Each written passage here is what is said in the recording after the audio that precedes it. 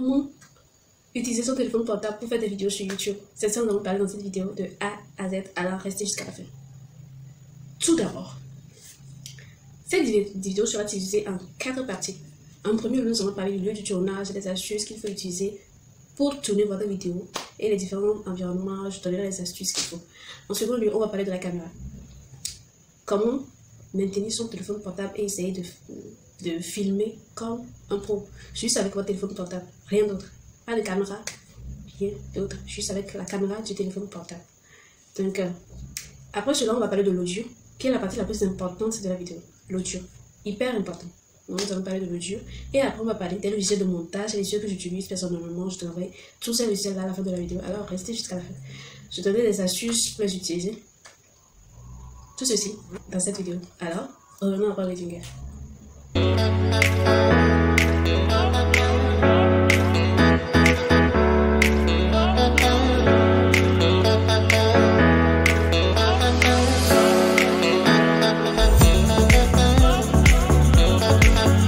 C'est Jacqueline. Aujourd'hui, nous allons parler de comment filmer juste avec son téléphone portable. Juste et simplement avec son téléphone portable, sans rien d'autre. Juste avec le téléphone portable. Alors, tout d'abord, nous allons parler du lieu du tournage. Si vous êtes dans un endroit où vous savez qu'il y a du bruit, alors ce que je vous conseille, c'est d'éditer vos vidéos la nuit à partir de minuit, 1h, 2h, comme ça, jusqu'à 5h du matin. C'est beaucoup plus calme. Comme moi, je suis un grand capofou, c'est pas possible pour moi de filmer pendant la nuit. Dans cette vidéo, je suis en train de l'éditer en pleine. Ils sont 4h du matin comme ça. Donc, je suis presque à 4h du matin. Donc, je peux pas le filmer la nuit, parce que tellement la circulation, je suis juste à côté, je ne pourrais pas. Ça, ce n'est pas possible. Donc, si vous êtes à côté ou vous êtes tout près de la route, évitez de filmer vos vidéos la nuit et le jour. Préférez plutôt la nuit, donc ce sera beaucoup plus calme et beaucoup plus agréable. Il n'y a rien d'autre de désagréable que de prendre une vidéo, de s'en rendre compte que bon, voilà, tellement de bruit, j'en zappe pas longtemps quoi. Seconde astuce, avant de vouloir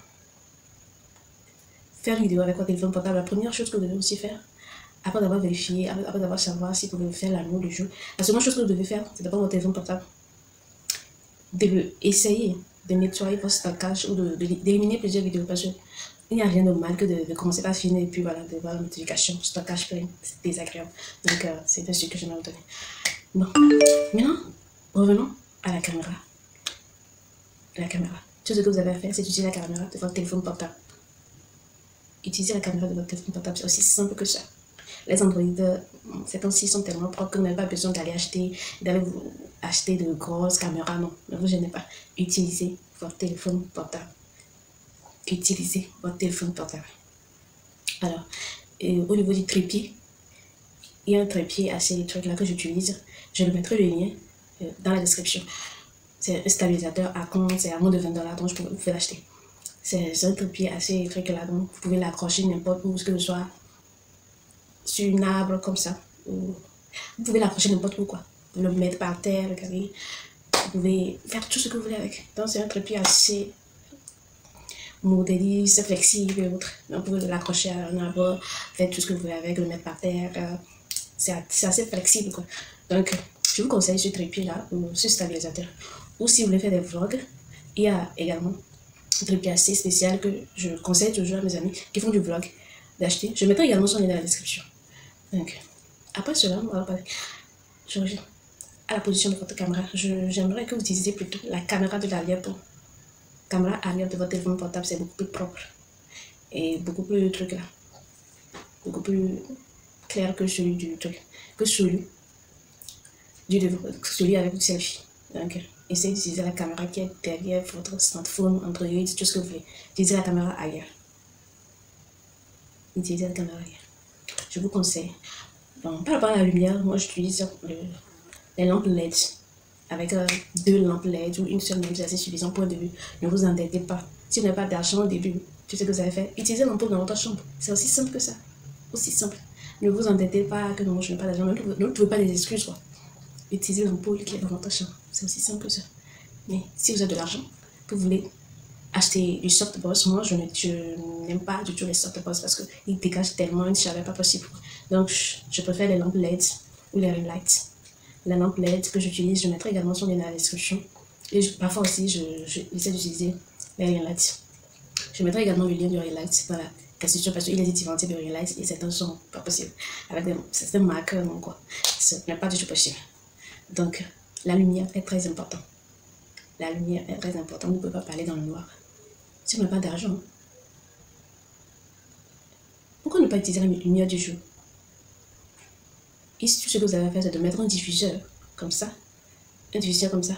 Juste au niveau de votre fenêtre pour fixer le truc là, la lumière du jour, pour que voilà, des fois la lumière va balancer. C'est pour cela que je peux faire des lampes LED. Mais pour un début, si vous n'avez pas d'argent, misez sur la lumière du jour, la lumière qui est dans votre chambre. Mais si vous avez les moyens, achetez les lampes LED ou un ring light, ou pourquoi pas une softbox pour les montages à studio. Achetez les softbox. Moi, je n'aime pas les softbox parce que le dégage de la salle, je ne supporte pas du coup. Je préfère utiliser les lampes LED. Je mettrai leur lien dans la description pour ceux qui sont intéressés. Maintenant, revenons à l'audio. L'audio, c'est la partie la plus importante de la vidéo. Si vous faites une vidéo et que l'audio est pas possible, je vous assure que la personne ne va pas rester 2 secondes même. Donc, l'audio est très important. J'utilise, moi personnellement, j'utilise le lavalier. C'est un petit micro que vous pouvez utiliser pour un début. Ne vous embêtez pas. Le micro lavalier vous suivez largement et c'est assez de bonne qualité pour faire vos vidéos. Je mettrai son lien dans la description pour ceux qui sont intéressés. Le montage. Le logiciel de montage que j'utilise personnellement, c'est InShot. J'utilise InShot pour éditer les vidéos sur le montage, c'est assez simple. N'allez pas vous embêter à utiliser des logiciels de montage comme Adobe, etc. C'est assez compliqué. Je l'ai essayé. Je vous assure que j'ai abandonné. C'est hyper compliqué. Je vous conseille le logiciel InShot. Pour sa nouvelle version UQuick, je mettrai le lien dans la description. Ce sont des logiciels gratuits que vous pouvez utiliser gratuitement. InShot, je ferai une vidéo de comment utiliser InShot ou UQuick. Après cela, vous avez besoin de faire l'introduction, l'intro, comme vous allez voir au début de ma vidéo. J'ai fait une introduction assez courte et bref que je mets souvent au début de ma vidéo. Vous avez besoin de faire l'intro qui se met généralement au début de la vidéo. Et après, vous avez besoin de faire également l'outro qui se met à la fin de la vidéo. Maintenant, l'outro pour dire que voilà, c'est fini.